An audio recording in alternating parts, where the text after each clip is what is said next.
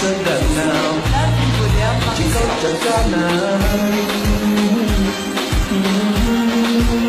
renouvelle nos félicitations et notre soutien.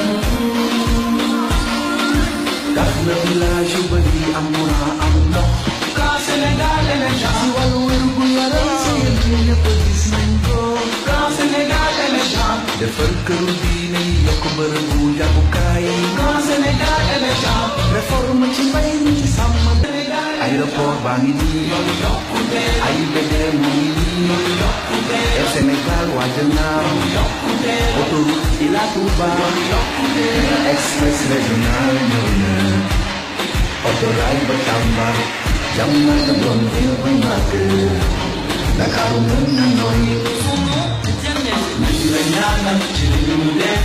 Tatu leen waay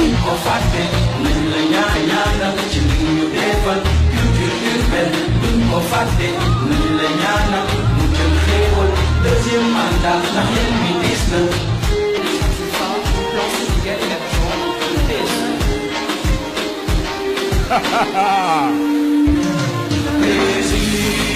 we say thank you.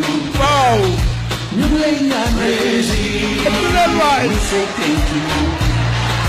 ñu ngi lay ñaan ñoo sa gannaaw ci kaw ca kanam gaal gi li gaañe suñu président raw nga gaañe suñu daay ñu ngi gaañe ak suñu président raw nga gaañe suñu mi gaañe ak suñu président raw nga gaañe suñu daay